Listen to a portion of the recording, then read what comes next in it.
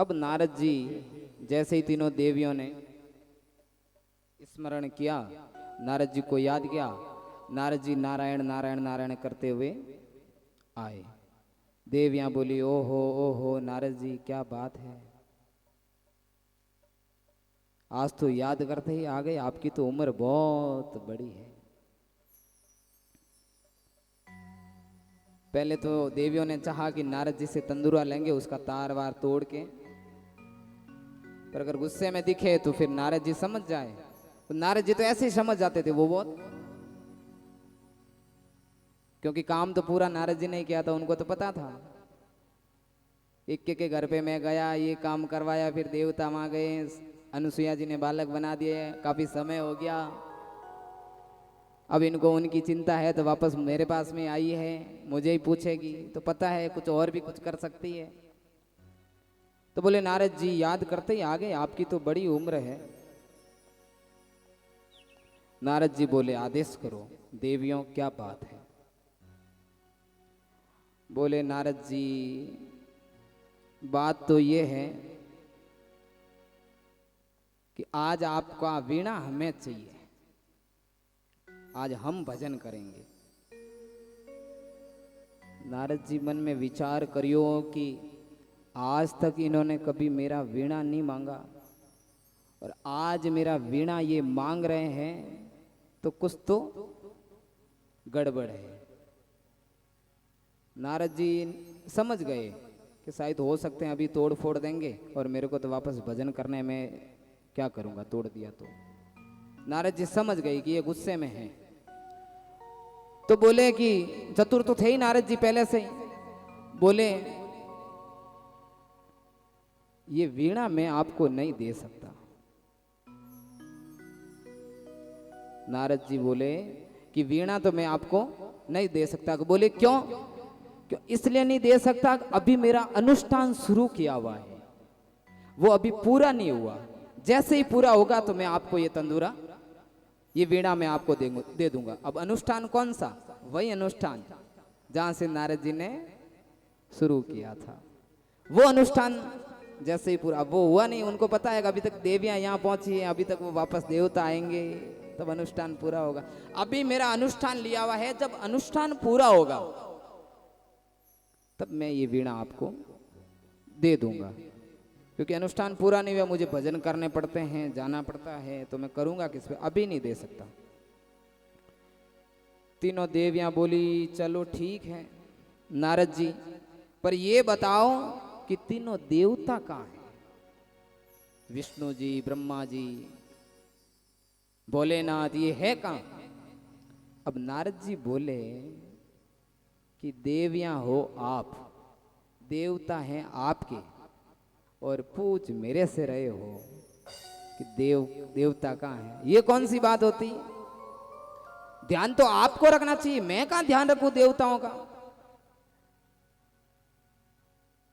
देवियां बोली नारद जी आपको सब पता है, सब दूर घूमते फिरते हो, आपको सब पता है कि देवता कहाँ है, सबकी खबर आपके पास में रहती है, कौन कहां पे है, आप बता दो, जहां भी है आप तो बताओ, आपको मालूम है। नारद जी को दया आ गई। नारद जी बोले कि सती अनुसुईया जो है, भगवान तीनों वहां चले गए थे और अनुसुईया जी ने उनको बच्चे बना दिए, और अभी थोड़े दिन से बड़े होंगे, धीरे धीरे बड़े होंगे, तो अनुसुईया जी तो उन तीनों की शादी कर देंगे। अब उनको और टेंशन हो गया कि हम तो यहीं बैठी हैं, छोटे छोटे बालक कर दिए उनको, और बोल रहे हैं बड़े हो जाएंगे, शादी कहीं और जगह कर देंगे उनकी, फिर हम ही क्या करेंगे? नारद जी सही सही बता दो बात क्या है। नारद जी तो और उनका जीव, उनको जलन हो रही, और बोल रहे उनको अंदर से जल रही वो।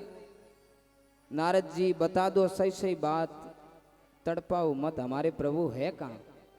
नारद जी को दया आ गई कि देखो वो आपको आश्रम दिख रहा है कि हाँ, वो अत्रि ऋषि का आश्रम है, अनसुईया का। और तीनों देव आपके वहीं पे है। आप तो जाओ वहां पे, छोटे छोटे बालक बने हुए हैं, आप तो जाओ वहीं पे।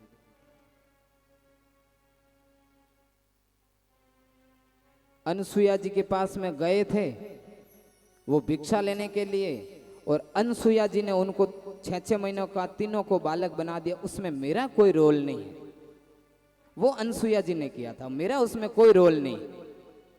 तो आप जानो और अपना काम जानो।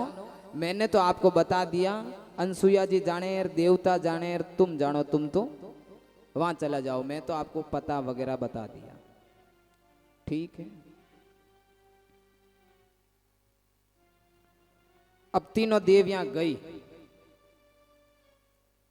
आश्रम के बाहर। अत्रि ऋषि वहां पर नहीं थे, अनसुईया जी वहां पर थी। अनसुईया जी अंदर बैठे हुए थे और तीनों जाकर एक ही स्वर में जाकर बोले, माता जी। अनसुईया जी बोली, कौन हो, कौन हो तुम, कौन हो। देविया ने थोड़ी देर तो सोचा अब क्या जवाब दें। वो तो पूछ रहे हैं कि आप कौन हो, अपन क्या जवाब दें। सोचने लगी, थोड़ी देर सोची और बाद में बोली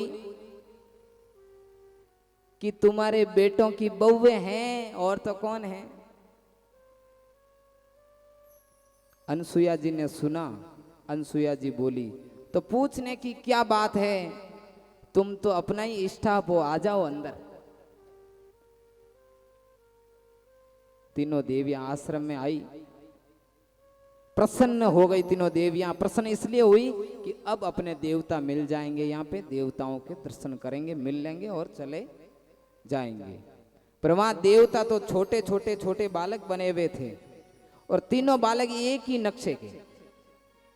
अब कौन ब्रह्मा जी, वो देवियां देखे एक दूसरे को, कौन ब्रह्मा है, कौन विष्णु है, कौन महेश है, किसी को पता नहीं, पहचान ही नहीं पा रहे। तीनों एक तरफ जाके दीवार के पास जाके तीनों देवियां बैठ गई। अब थोड़ी देर में अत्रि ऋषि जी आए।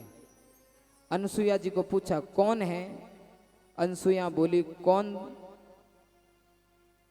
है, कौन कि कौन तो कौन है, ये तुम्हारे पुत्र वधुए हैं, और तो कौन है। कि देवी तू भी अच्छी मजाक कर लेती है, 6-6 महीने के बालक और 6-6 फीट की वधुएं। कि हाँ बात तो सही है, तुम्हारी पुत्र वधुएं तुम्हारी बिंदनियां ही है। अत्रि ऋषि ने ध्यान लगाया तो समझ गया कि देवताओं को ढूंढती हुई देवियां आई है तीनों। सब मालूम चल गया अत्रि ऋषि को। अब तीनों देवियां उसी आश्रम में रह रही हैं और अनसुईया जी की खूब सेवा करें। तीनों देवियां काफी दिन रहे। एक दिन अनसुईया जी सो रहे थे। तीनों देवियां अनसुईया जी के पैर दबा रही थी, और पैर दबाते दबाते तीनों के अंदर विलाप हो रहा था पति के बिछड़ने का। तो विलाप के अंदर वो रोने लग गई थी, पैर दबाती रही और रो रही थी तीनों। तो रोती रही, आंखों में आंसू आए, और जहां वो पैर दबा रही थी उन देवियों के आंसू अनसुईया के पैरों पे गिरे।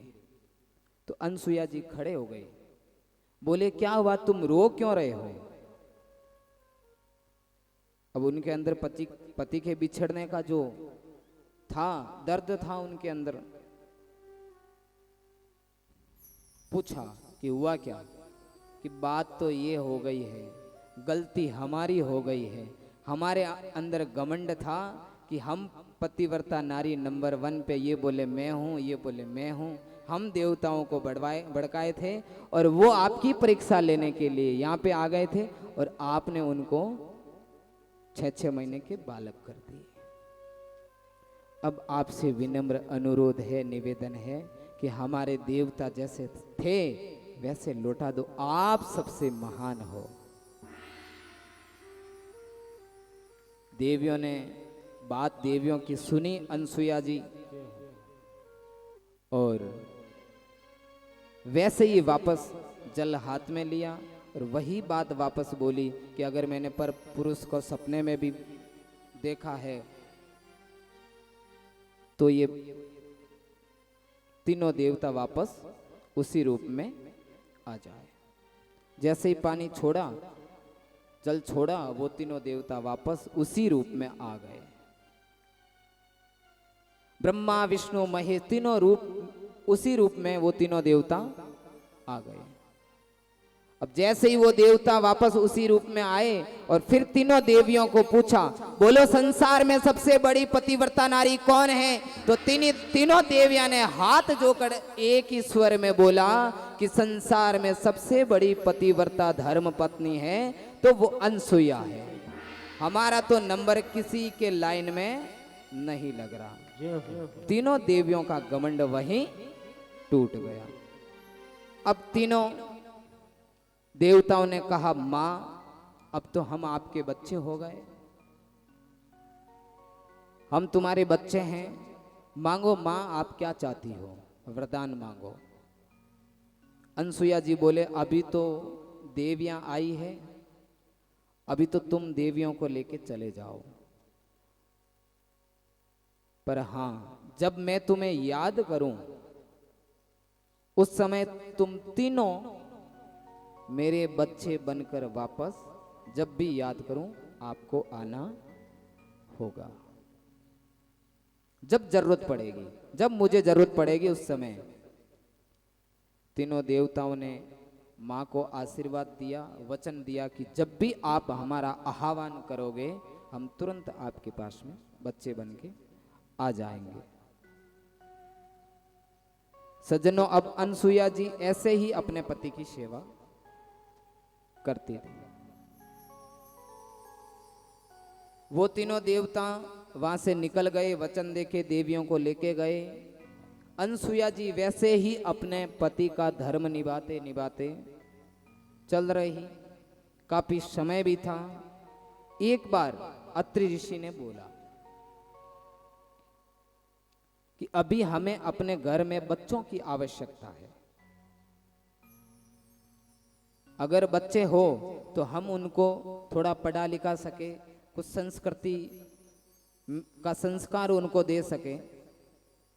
अनसुया जी बोले, आप तो बोलो तो सही, हाँ तो जरूर करो, अभी हाजिर हो जाएंगे बच्चे तो, क्योंकि मैंने तो पहले ही कॉल ऐसे कर रखे, आप तो हाँ तो करो।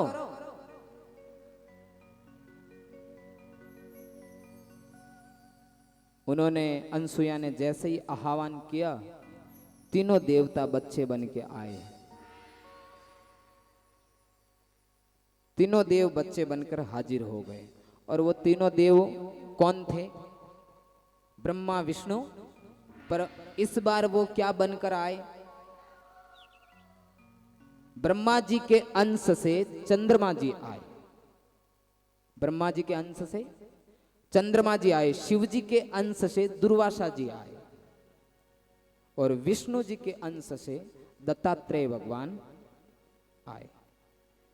तीनों आ गए, तीनों आए। इस प्रकार ये तीनों आए, चंद्रमा, दुर्वासा और दत्तात्रेय। और सोमनाथ, आज अपन कथा सुन रहे हैं सोमनाथ ज्योतिर्लिंग की। सोमनाथ ज्योतिर्लिंग की कथा चंद्रमा से जुड़ी हुई है। हुआ यूं कि इन तीनों को अच्छा पढ़ाया लिखाया और ज्ञानी बनाया, अच्छा विवाह के योग्य हुए। तो चंद्रमा जो था, चंद्रमा, दुर्वासा और दत्तात्रेय, इन तीनों में से जो चंद्रमा था, चंद्रमा बहुत गुणी था। दक्ष प्रजापति उसने यज्ञ किया था और उस यज्ञ में उसने सबको बुलाया, सभी को बुलाया। अत्रि ऋषि, अनसुया भी बहुत माने हुए थे, उनको भी बुलाया। तो ऋषि और अनसुया अपने बेटे के साथ, चंद्रमा के साथ, वो भी उस यज्ञ में आए और वहां दक्ष का पूरा परिवार था और दक्ष की जो बड़ी बेटी थी रोहिणी वहां पे थी और चंद्रमा भी इधर से गया हुआ था, वो भी वहां पर था। अब दोनों ने एक दूसरे को देखा तो दोनों को एक दूसरे का मन मिला, रोहिणी और चंद्रमा का दोनों का मन मिला। तो दोनों ने बात की कि क्यों नहीं अपन शादी विवाह कर लेते हैं। तो चंद्रमा ने बोला कि पहले तो घर में बात करनी पड़ेगी और जब बात होगी तो ये दोनों आपस में बातचीत करेंगे, तब बात बनेगी तो विवाह होगा। इधर रोहिणी भी अपने पिताजी से बात की, चंद्रमा ने भी अपने पिताजी से बात की। फिर दक्ष और ऋषि मुनि अनसुया अत्रि ऋषि ये भी अपने आपस में बैठ के बात की। तो दक्ष ने बोला कि चंद्रमा जो है रोहिणी के योग्य है और मुझे ये रिश्ता मंजूर है, पर शर्त एक और है। क्या? कि दक्ष की टोटल 27 बेटियां थी। कितनी? 27। शर्त ये है कि अगर चंद्रमा का विवाह रोहिणी से होगा तो ये पीछे जो 26 बेटियां हैं इसकी शादी भी चंद्रमा से ही करनी होगी। शर्त ये है।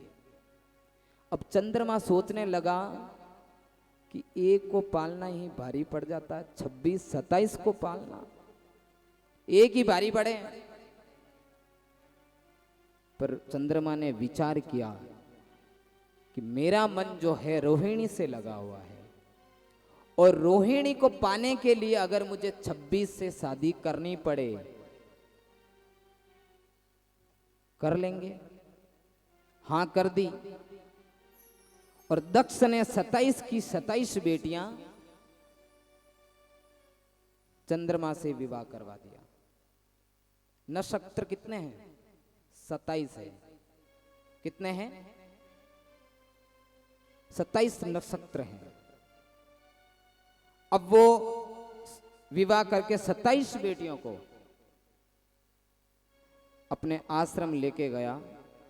अब बोलते हैं नहीं कि विवाह होने के बाद में एक बहू आती है तो बोलते हैं कि घर में लक्ष्मी आई है, लक्ष्मी का आवागमन हुआ है।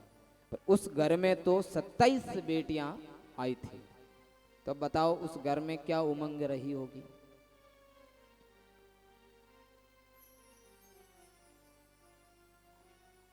अब विवाह हुआ, लेके आया, काफी दिन चलते रहे। रोहिणी जो है चंद्रमा के हर कार्य में साथ देती थी। जो भी काम होते, धर्म के काम हो, प्रत्येक काम, पूजा पाठ, कैसा भी काम होता उसमें रोहिणी जो है ज्यादा चंद्रमा का हाथ बटाती। और जो पीछे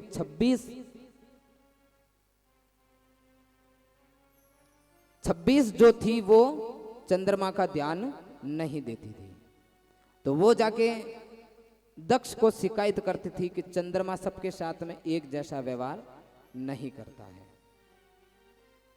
चंद्रमा को समझाया भी था, पर चंद्रमा ने बोला, यह कहकर टाल दिया था कि मेरा जो मन लगा हुआ है वो रोहिणी से है और मेरे काम में हाथ, चाहे वो धर्म का काम हो चाहे पुण्य का काम हो, सबसे आगे रोहिणी ही रहती है। इसलिए मैं तो जुड़ा हुआ रोहिणी से ही रहूंगा।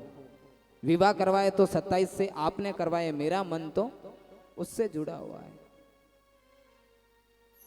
चंद्रमा माना नहीं तो दक्ष ने उनको शराप दे दिया। अब शराप दिया तो शराप उस चंद्रमा को ऐसा लगा कि उसको इतनी भयानक बीमारी लगी कि उसका इलाज कोई नहीं था। दक्ष ने क्रोध में निर्णय लिया, सोचा नहीं आगे पीछे का, और क्रोध में निर्णय लिया।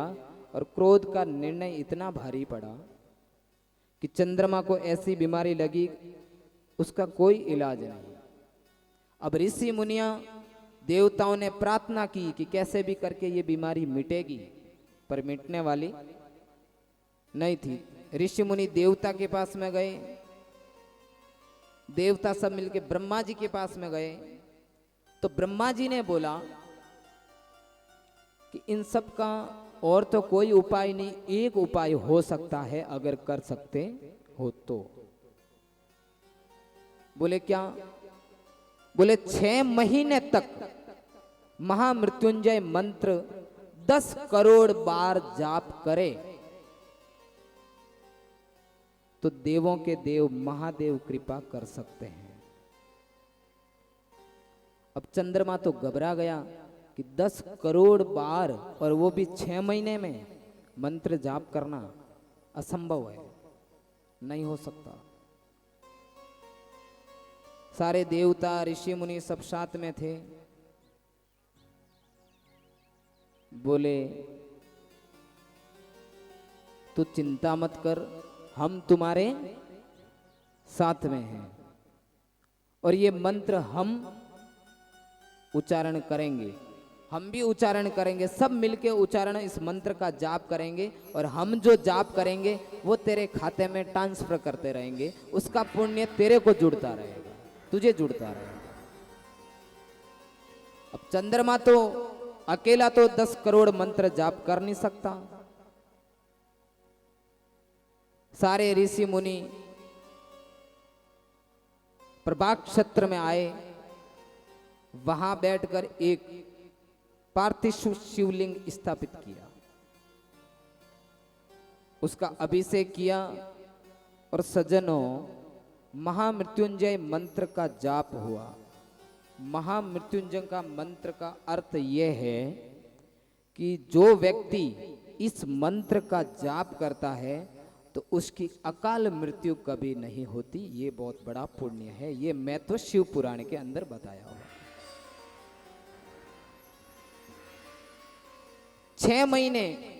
6 महीने में 10 करोड़ मंत्र जाप करना। उस समय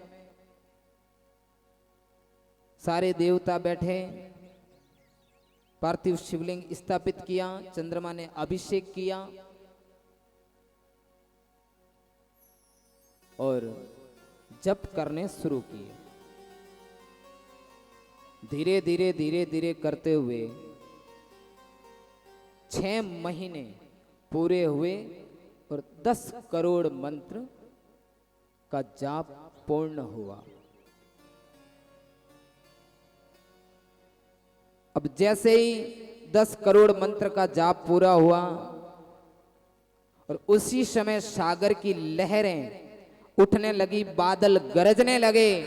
ऋषि मुनि देवताओं को लगा कि हो ना हो महादेव जरूर प्रश्न हो रहे हैं, और महादेव ने उसी समय आंखें खोल दी। त्रिशूलधारी, डमरूधारी, जट्टाधारी महादेव शिवलिंग में स्थापित हो गए और प्रण होकर साक्षात दर्शन दिए। और उसी ऋषि मुनि सब्र बाबा को चरणों में प्रणाम किया और अवगढ़दानी आपने कृपा की, हम आपको नमन करते हैं। महादेव बोले चंद्रमा को कि बोल तुझे क्या चाहिए।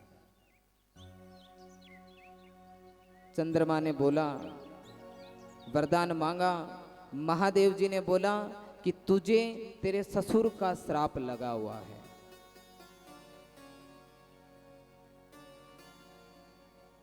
इसलिए मैं तुझे पूर्ण रूप से तो स्वस्थ नहीं कर सकता, पर इतना कर सकता हूं, इतना आशीर्वाद मेरा तेरे ऊपर है कि 15 दिन तक तेरा रोग घटेगा। 15 दिन तक तेरा रोग घटेगा और 15 दिन में रोग तेरा बढ़ेगा। 15 दिन तो घटेगा और 15 दिन रोग बढ़ेगा, और 1 दिन तू बीमार रहेगा, इतना बीमार रहेगा, और एक दिन तू बिल्कुल स्वस्थ रहेगा। 15 दिन तेरी बीमारी घटेगी, 15 दिन तेरी बीमारी बढ़ेगी, 1 दिन तू बहुत बीमार रहेगा और 1 दिन तो बिल्कुल स्वस्थ रहेगा, कोई तकलीफ नहीं होगी। इसी प्रकार सज्जनों, चंद्रमा को महादेव जी द्वारा आशीर्वाद मिला। इस पूरी कथा के अंदर चंद्रमा का वर्णन किया हुआ है। नक्षत्र 27 है, इसलिए कि उसकी पत्नियां 27 थी। चंद्रमा 15 दिन घटता है, यानी कि शुक्ल पक्ष, कृष्ण पक्ष होता है जब चंद्रमा घटता है, और शुक्ल पक्ष होता है जब चंद्रमा बढ़ता है। और अमावस्या के दिन अंधेरा रहता है, क्योंकि वो उस दिन बीमार रहता है। और पूर्णिमा के दिन बिल्कुल स्वस्थ रहता है, इसलिए पूरा उजाला रहता है। इस प्रकार पूर्ण रूप से चंद्रमा पूर्णिमा के दिन बना रहता है। चंद्रमा के कई नाम है, शिव जी ने उसको कई नाम दिए। सोम, चांद, चंद्र, हिमकर, शशि, ये बहुत पर्यायवाची शब्द उसके नाम हैं। चंद्रमा के साथ देवता लोग भी खड़े हुए, बोले हम भी एक प्रार्थना करना चाहते हैं। प्रभु,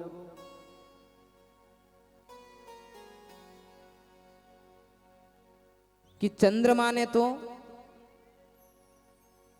आपकी तपस्या कर ली, क्योंकि वो उसके साथ हम लोग जुड़ के, वो इतना महान था कि उसने तो तपस्या कर ली। पर आने वाले दिनों में सारे लोग तपस्या नहीं कर पाएंगे, तो इसलिए आपको कुछ ऐसा करना होगा कि वो लोग मात्र आपके दर्शन से अपना जीवन सफल बना सके। आइए एक भजन करते हैं।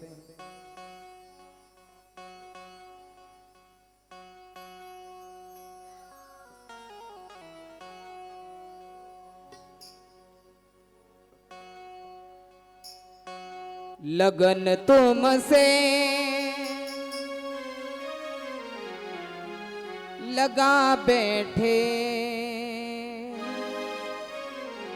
जो होगा देखा जाएगा। तुमसे लगा बैठे, लगन तुमसे लगा बैठे, जो होगा देखा जाएगा। जो होगा देखा जाएगा, जो होगा देखा जाएगा, जो होगा देखा जाएगा।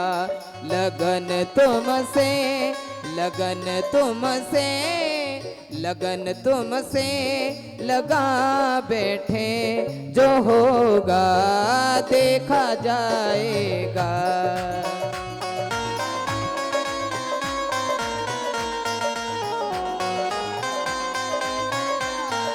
गाएगा सभी, बोले उमापति महादेव की।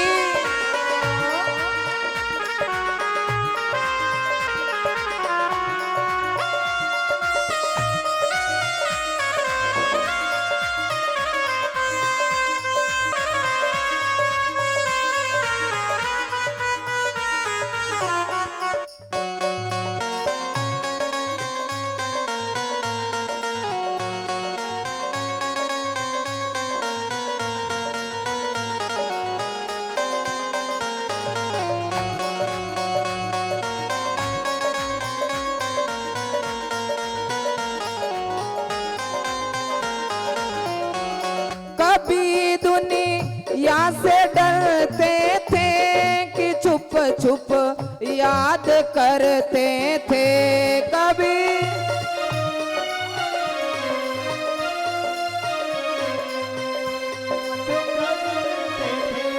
कभी दुनिया से डरते थे कि छुप छुप याद करते थे।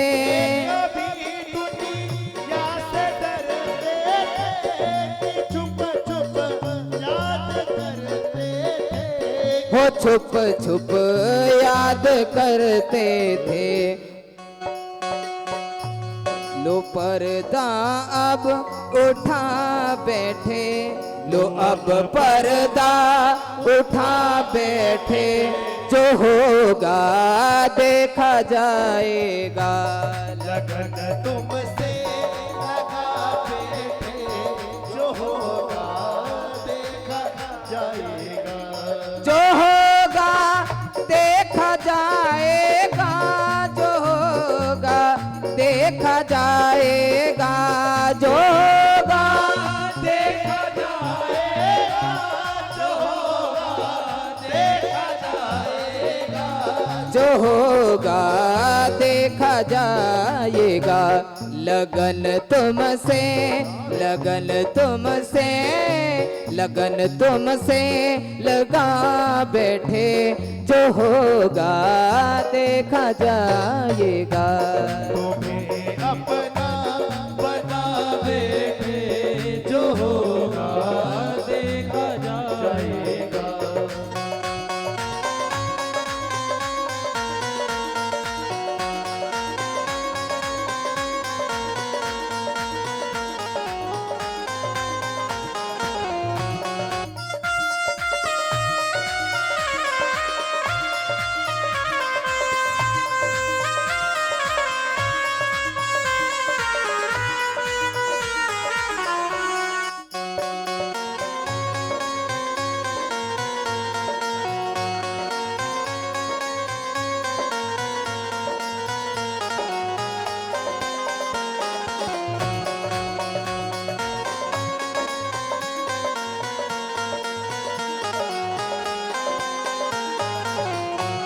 कभी यह ख्याल था दुनिया हमें बदनाम कर देगी, कभी ख्याल का दुनिया हमें बदनाम कर देगी।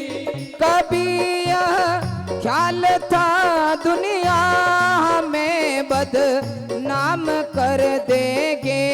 कभी ये ख्याल का दुनिया हमें बदनाम कर देगी। हमें बदनाम कर देगी। शर्म अब बेच खा बैठे, शर्म अब बेच खा बैठे, शर्म अब बेच खा बैठे। अब बेच खा बैठे। जो होगा देखा जाएगा। लगन तुमसे,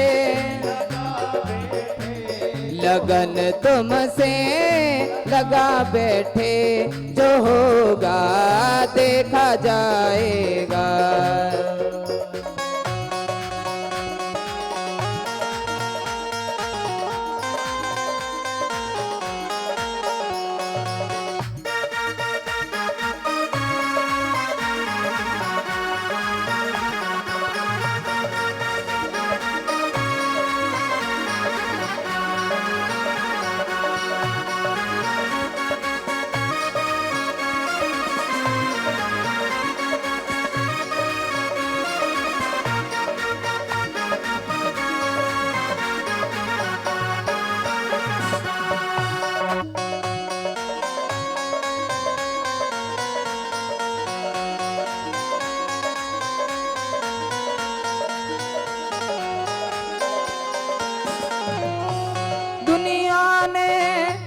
दीवाने बन गए तेरे, फिर दुनिया से क्या मतलब। दीवाने बन गए तेरे, तो फिर दुनिया से क्या मतलब।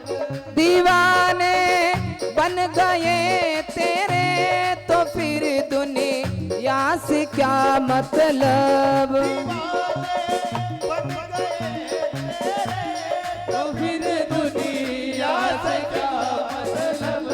फिर दुनिया से है क्या मतलब। तेरी गलियां में आ बैठे, तेरी गलियों में आ बैठे, गलियों में आ बैठे, जो होगा देखा जाएगा। लगन तुमसे लगा है, जो होगा देखा जाएगा। जो होगा देखा जाएगा, जो होगा देखा जाएगा। जो होगा देखा जाएगा, जो होगा देखा जाएगा। जो होगा देखा जाएगा। लगन तुमसे, लगन तुमसे। मेरे साथ गाइएगा सभी, ताली बजाएगा, हाथ ऊपर कीजिएगा मेरे साथ में। लगन तुमसे, लगन तुमसे, जो होगा लगन तुमसे, लगन तुमसे, जो होगा देखा जाएगा। जो होगा देखा जाएगा।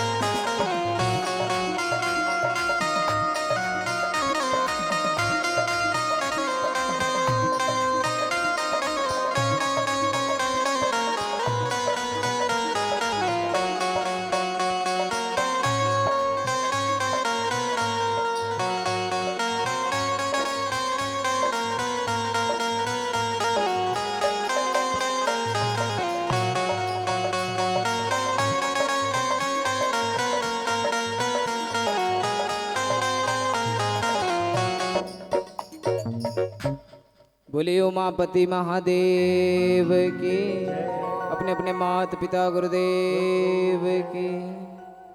तो महाराज देवताओं ने प्रार्थना की कि चंद्रमा ने तो प्रार्थना कर दी, वो तो कर सका, सब देवता साथ में थे, पर दुनिया में लोग जो होंगे वो इतना जाप नहीं कर पाएंगे। तो इसलिए आप अपना तेजोमय रूप, शिवमय रूप इस शिवलिंग में प्रतिष्ठापित कर दो और इसी सोमनाथ से प्रतिष्ठापित करो, जिससे लोगों को भी ये लाभ मिलेगा और हमेशा हमेशा के लिए आपका आशीर्वाद मिलता रहेगा। देवताओं ने इस बात को, देवताओं की बात भोलेनाथ ने सुनी, महादेव ने कृपा की और सोम नाम से अपना रूप उस शिवलिंग में प्रतिष्ठापित कर दिया और उस दिन से नाम हो गया। बोलिए सोमनाथ महाराज की, बोलिए सोमनाथ महादेव की। द्वारिका में स्थित है सोमनाथ महादेव का मंदिर।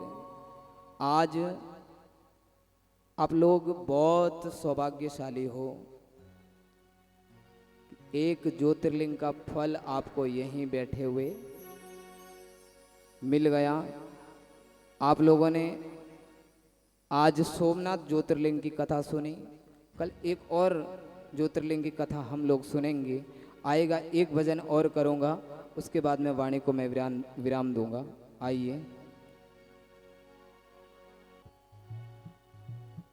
भगत बुलाते हैं तुझे तेरे, भगत बुलाते हैं आ लौट के आजा महादेव, तुझे तेरे भगत बुलाते हैं। आ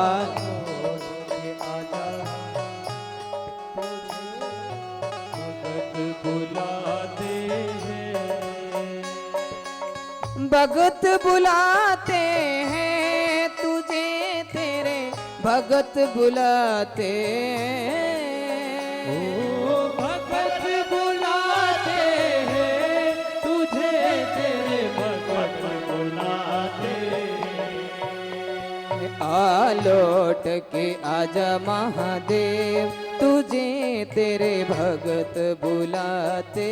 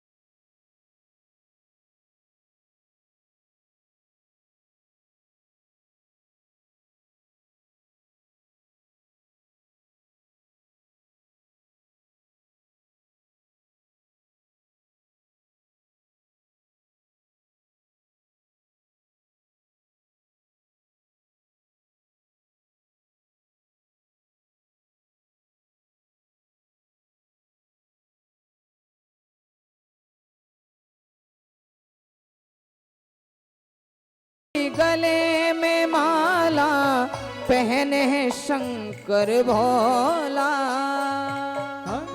विभूति गले में माला पहने हैं शिव शंकर।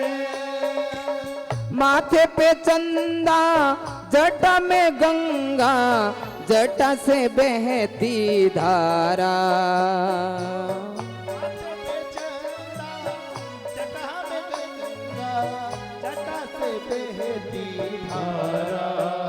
तुम हो सबके पालनहार भोलेनाथ, तुम सबके हो पालनहार, तुझे तेरे भगत बुलाते हैं। आ लौट के आजा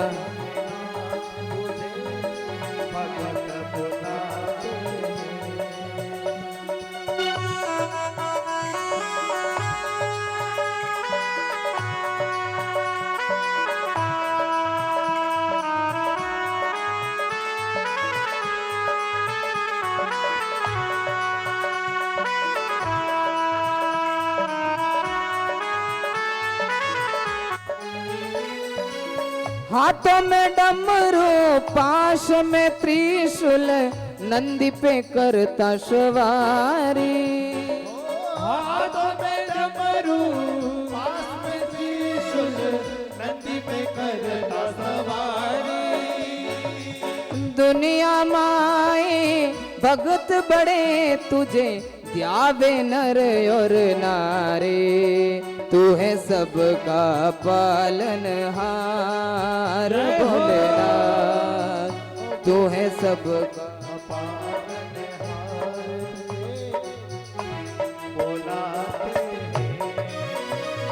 ओ भगत बुलाते तुझे, तेरे भगत बुलाते हैं। भगत बुलाते हैं, तुझे तेरे भगत बुलाते हैं।